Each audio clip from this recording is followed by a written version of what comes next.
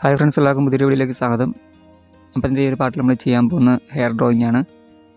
നമ്മൾ ഈ ഒരു പാർട്ട് ഇടാൻ വേണ്ടി കുറച്ച് ലേറ്റായി, കാരണം വേറെ നല്ല ഓണമൊക്കെ ആയിരുന്നു. അപ്പോൾ അതിൻ്റെ കുറച്ച് തിരക്കും കാര്യങ്ങളൊക്കെ ആയിട്ട് നടക്കുമായിരുന്നതുകൊണ്ട് വീഡിയോ എടുക്കാനൊന്നും പറ്റിയില്ല. അപ്പോൾ നമ്മൾ പാർട്ട് 1 ഔട്ട്ലൈൻ ചെയ്തിട്ടുണ്ടായിരുന്നു. അപ്പോൾ ആ ഒരു പാർട്ട് കാണാത്തതുകൊണ്ട് ജസ്റ്റ് അത് കണ്ടു നോക്കിയിട്ട് ഔട്ട്ലൈൻ ചെയ്യുന്ന എങ്ങനെയൊക്കെ നോക്കി മനസ്സിലാക്കി ഒന്ന് വരച്ച് നോക്കുക. അപ്പോൾ ഈ ഒരു പാർട്ടിൽ നമ്മൾ ഹെയർ ഡ്രോയിങ് മാത്രമേ ചെയ്യുന്നുള്ളൂ.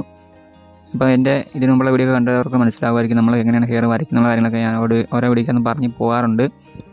എന്നാലും ഞാൻ റിപ്പീറ്റ് വീണ്ടും ഓരോ വീഡിയോക്കും തന്നെ പറയുന്നുണ്ട്. കാരണം നമ്മൾ ചാനൽ, അതായത് നമ്മൾ ഈ ഒരു വീഡിയോ പുതിയതായിട്ട് ആൾക്കാർ വല്ലതും കാണുന്നുണ്ടെങ്കിൽ അവർക്ക് പഴയ വീഡിയോ കാണാണ്ട് തന്നെ ഈ ഒരു വീഡിയോക്ക് തന്നെ കാര്യം മനസ്സിലാക്കി പോകാൻ വേണ്ടിയിട്ടാണ് ഞാൻ ഓരോ വീഡിയോക്കുന്ന കാര്യങ്ങൾ പറഞ്ഞു പോകുന്നത്. അപ്പോൾ നമ്മൾ എങ്ങനെയാണ് വരയ്ക്കുന്ന കാര്യങ്ങളൊക്കെ നമ്മൾ പറയാറുണ്ട്. അതായത് നമുക്ക് പെൻസിൽ നല്ലൊരു ഷാർപ്പൻ ചെയ്തിട്ടാണ് നമ്മൾ ഹെയർ ഡ്രോയിങ് ചെയ്യുന്നത്.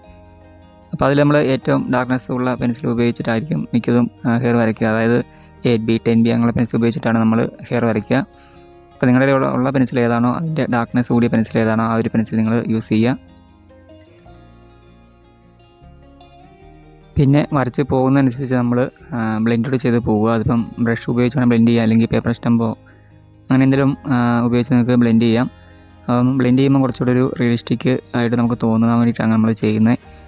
അപ്പം ആ രീതിയിലൊക്കെ ഒന്ന് ചെയ്ത് നോക്കുക. പിന്നെ നിങ്ങൾക്ക് എന്തെങ്കിലും സംശയങ്ങൾ ഡ്രോയിങ്ങിനെ കുറിച്ച് ഉണ്ടെങ്കിൽ നിങ്ങൾക്ക് എന്നോട് കമൻറ്റായിട്ട് ചോദിക്കുക, അല്ലെങ്കിൽ മെസ്സേജായിട്ട് വേണമെങ്കിൽ ചോദിക്കാൻ ഞാൻ ഇൻസ്റ്റാഗ്രാമിൽ ലിങ്കൊക്കെ ഡിസ്ക്രിപ്ഷനിൽ കൊടുക്കാറുണ്ട്.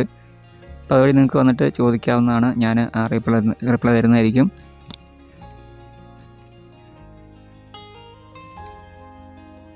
അതുപോലെ വീഡിയോ ഇഷ്ടമായെങ്കിൽ തീർച്ചയായും ഒന്ന് ലൈക്ക് ചെയ്യുക. അതുപോലെ നമ്മുടെ ചാനൽ സബ്സ്ക്രൈബ് ചെയ്യാതെ വീഡിയോ കാണുന്നുണ്ടെങ്കിൽ ഈ ചാനൽ സബ്സ്ക്രൈബ് ചെയ്ത് സപ്പോർട്ട് ചെയ്യുക.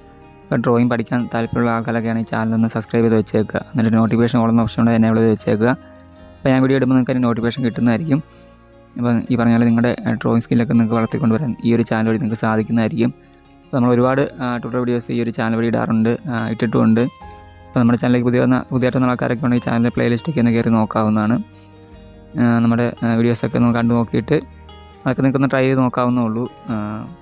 പിന്നെ എന്തെങ്കിലും സംശയം ഉണ്ടെങ്കിൽ പറഞ്ഞാൽ മെസ്സേജായിട്ടോ കമൻറ്റായിട്ടൊക്കെ നിങ്ങൾക്ക് ചോദിക്കാം. റീപ്ലൈ തരുന്നതായിരിക്കും. ഞാൻ കമൻറ്റെല്ലാം കാണാറുണ്ട്. ഇപ്പം ഓരോ കമൻറ്റ് ഞാൻ റിപ്ലൈ കൊടുക്കാറുമുണ്ട്. അപ്പോൾ നിങ്ങൾ കമൻറ്റ് ചെയ്താൽ മതി.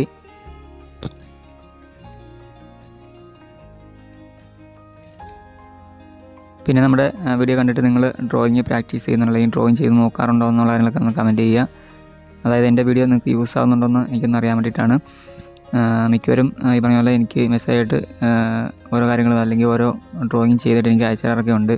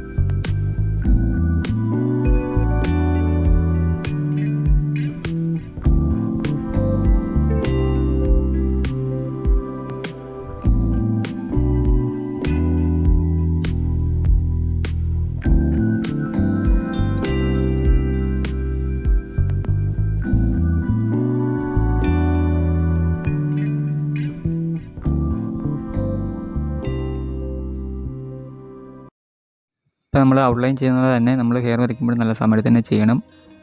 സമയത്ത് ചെയ്യണമെന്നല്ല, നമുക്ക് നല്ല സമയം തന്നെ വേണ്ടി വരുന്നുണ്ട് ഹെയർ ഡ്രോയിങ് ചെയ്യുമ്പം. അപ്പോൾ നല്ല ക്ഷമയോടെ ഇതൊന്ന് വരയ്ക്കാൻ ശ്രമിക്കുക. അപ്പോൾ പെൻസിൽ ഓരോ തവണയും പെൻസിൽ ഷാർപ്പ് ചെയ്ത് തന്നെ യൂസ് ചെയ്യാൻ ശ്രമിക്കുക. എങ്കിൽ നിങ്ങൾക്ക് ആ മുടി നല്ല രീതിയിൽ ചെയ്തെടുക്കാൻ പറ്റത്തുള്ളൂ. അപ്പോൾ അതൊക്കെ ഓർത്ത് തന്നെ ഡ്രോയിങ് ചെയ്യുക. പിന്നെ പെട്ടെന്ന്, അതായത് നല്ല സ്പീഡിൽ ചെയ്ത് തീർത്തിട്ട് പോകാവുന്ന രീതിയിൽ ഇരിക്കരുത്. നല്ല സമയത്ത് തന്നെ ചെയ്യാൻ ശ്രമിക്കണം. ഇപ്പോൾ ഞാൻ പറഞ്ഞ പോലെ തന്നെ ഓരോ വീഡിയോക്കകത്തും കാര്യങ്ങൾ പറഞ്ഞു പോകണോ, അതോ നിങ്ങൾക്ക് ഒരു വീഡിയോ കണ്ടു കഴിഞ്ഞാൽ കാര്യങ്ങൾ മനസ്സിലാക്കിയെടുത്ത് അടുത്തൊരു വീഡിയോയിൽ ചെയ്യാൻ സാധിക്കുമോ? അതായത് അടുത്തൊരു വീഡിയോക്കകത്ത് ഞാൻ പറഞ്ഞില്ലെങ്കിൽ നിങ്ങൾക്ക് ഈ ഒരു വീഡിയോ കണ്ടു കഴിയുമ്പം ഇങ്ങനെ ഹെയർ വരയ്ക്കുക എന്നുള്ള കാര്യങ്ങളൊക്കെ നിങ്ങൾക്ക് മനസ്സിലാക്കാൻ പറ്റുമോ എന്നുള്ള കാര്യങ്ങളൊക്കെ നിങ്ങൾക്ക് കമൻറ്റ് ചെയ്യുക. ഇപ്പോൾ ഓരോ വീഡിയോക്കും പറഞ്ഞു പോകണമെങ്കിൽ അങ്ങനെ പോകാം. ഇപ്പോൾ ഞാൻ പറയുന്നതെന്ന് വെച്ചാൽ, ഇപ്പോൾ നമ്മുടെ ചാനലിൽ പുതിയതായിട്ട് ആരെങ്കിലും വന്ന വീഡിയോ കാണുവാണെങ്കിൽ, അത് ഈ വീഡിയോ കാണുവാണെങ്കിൽ ഈ വീഡിയോക്ക് തന്നെ അവർക്ക് കാര്യങ്ങൾ മനസ്സിലാക്കിയെടുത്ത് ചെയ്യാൻ വേണ്ടിയിട്ടാണ് ഞാൻ ഓരോ വീഡിയോക്കകത്ത് നിങ്ങൾ പറഞ്ഞു പോകുന്നത്. അപ്പോൾ നമ്മൾ സെയിം മെത്തേഡ് തന്നെയാണ് യൂസ് ചെയ്യുന്നത്. അതുകൊണ്ട് നമ്മൾ ഒരു വീഡിയോക്ക് പറഞ്ഞ കാര്യം തന്നെ റിപ്പീറ്റ് ആയിട്ട് അടുത്തൊരു വീഡിയോയിലും പറയുക. അപ്പം അത് നിങ്ങൾക്ക് ബോറാകുന്നുണ്ടോ എന്നുള്ള കാര്യങ്ങളൊക്കെ നിങ്ങൾക്ക് കമൻറ്റ് ചെയ്യുക. അപ്പം എനിക്ക് കുഴപ്പമില്ല, ഞാൻ പറഞ്ഞു പോകുന്നത് എനിക്ക് കുഴപ്പമൊന്നുമില്ല. അപ്പോൾ നിങ്ങളുടെ ഇഷ്ടം എങ്ങനെയാണെന്ന് വെച്ചാൽ നിങ്ങളൊന്ന് കമൻറ്റ് ചെയ്ത് വെച്ചാൽ മതി. നമുക്ക് ഓരോടിക്കും കാര്യങ്ങൾ പറഞ്ഞു പോകണമെങ്കിൽ പോകാം, അല്ലെങ്കിൽ ജസ്റ്റ് നിങ്ങൾ കണ്ട് മനസ്സിലാക്കി നിങ്ങൾക്ക് ചെയ്യാൻ സാധിക്കുമെങ്കിൽ അങ്ങനെ ചെയ്യുക. അപ്പോൾ എങ്ങനെയാണെന്ന് വെച്ചാൽ നിങ്ങൾ പറഞ്ഞാൽ മതി. അപ്പോൾ ഇനി നമുക്ക് കുറച്ചുകൂടെ ചെയ്യാനുള്ളൂ. അപ്പം കുറച്ചുകൂടെ വരച്ച് കഴിയുമ്പോഴത്തേക്കും ഈ ഒരു പാർട്ട് കംപ്ലീറ്റ് ആകും. അതായത് ഹെയർ ഡ്രോയിങ് നമുക്ക് കംപ്ലീറ്റ് ആകും. അപ്പോൾ നിങ്ങൾക്ക് ഇതൊന്ന് വരച്ച് നോക്കാവുന്നതാണ്. അപ്പോൾ അടുത്തൊരു പാർട്ടിൽ നമ്മൾ ചെയ്യുക ഫേസ് ഷെയ്ഡിങ് ആയിരിക്കും. അപ്പോൾ ഷെയ്ഡിങ് ഈ പറഞ്ഞാൽ നമുക്ക് നല്ല ബുദ്ധിമുട്ടുള്ള കാര്യമാണ്, അല്ലെങ്കിൽ നല്ല സമയം എടുത്ത് ചെയ്യുന്നൊരു കാര്യമാണ്. മിക്കവർക്കും ഷെയ്ഡിങ് ഒന്നും കറക്റ്റായിട്ട് ചെയ്യാൻ പറ്റാറില്ല. മിക്കവർക്കും തെറ്റിപ്പോകാൻ ചാൻസ് ഉള്ളൊരു കാര്യമാണത്. നമുക്ക് ഹെയർ വരയ്ക്കുന്നേക്കാളും ബുദ്ധിമുട്ടാണ് തന്നെയാണ് ഷെയ്ഡിങ് ചെയ്യുക. കാരണം നമ്മുടെ ഫേസിലെ ലൈറ്റും കാര്യങ്ങളൊക്കെ മനസ്സിലാക്കിയാണ് നമ്മൾ ഷെയ്ഡ് ചെയ്യുക. അപ്പോൾ അതൊക്കെ ബുദ്ധിമുട്ടാണ്. നമ്മളിതിനു മുമ്പ് ചെയ്ത രജനീകാന്തിൻ്റെ ഡ്രോയിങ്ങിൻ്റെ അകത്ത് നമ്മൾ ഷെയ്ഡിങ്ങിനെ കുറിച്ചൊക്കെ കാര്യങ്ങൾ പറയുന്നുണ്ടായിരുന്നു ആ ഒരു പാർട്ടിൽ. അതുപോലെ കുറേ വീഡിയോ നമ്മൾ ചെയ്തിട്ടുണ്ട്. അപ്പം നിങ്ങൾക്ക് ഓരോ വീഡിയോക്കകത്തും നോക്കിക്കഴിഞ്ഞാൽ നിങ്ങൾക്ക് കാര്യം മനസ്സിലാക്കിയെടുക്കാവുന്നേ ഉള്ളൂ. അപ്പോൾ അടുത്ത വീഡിയോക്ക് നമുക്ക് പറഞ്ഞു പോകണമെങ്കിൽ പറഞ്ഞു പോകാം. അപ്പോൾ വീഡിയോ ഇഷ്ടമായി തീർച്ചയായും ഒന്ന് ലൈക്ക് ചെയ്യുക. അപ്പോൾ വലിയ താമസിക്കാതെ നമുക്ക് അടുത്ത പാർട്ട് ചെയ്യാവുന്നതാണ്.